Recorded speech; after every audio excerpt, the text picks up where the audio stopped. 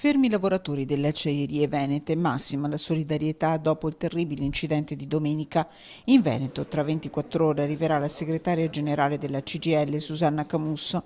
Intanto i sindacati ripetono che di lavoro non si può rischiare di morire. Più volte noi avevamo segnalato che i lavoratori non dovessero stare in prossimità della siviera, ma il tutto era legato agli schizzi, alla problematica degli schizzi. Infatti le protezioni erano strutturate per quello, ma non potevamo mai immaginare che cadesse una siviera, perché quelle non debbono cadere, non possono cadere. I dati INAIL dicono che gli infortuni e incidenti sul lavoro nelle aziende metalmeccaniche venete negli ultimi anni sono diminuiti, tranne che nel settore delle acciaierie e delle aziende d'appalto. Un incidente incredibile su cui, in attesa delle indagini della magistratura, l'azienda precisa in un comunicato dove esprime solidarietà agli operai che l'attrezzatura era stata revisionata a Pasqua.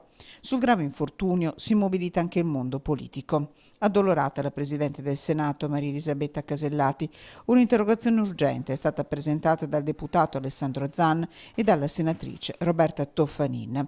Profondamente colpito dall'accaduto anche il vescovo di Padova, Monsignor Claudio Cipolla, che invita tutte le comunità a unirsi al dolore delle famiglie recitando per i feriti e per il lavoro il rosario di martedì 15 maggio in questo mese consacrato a Maria.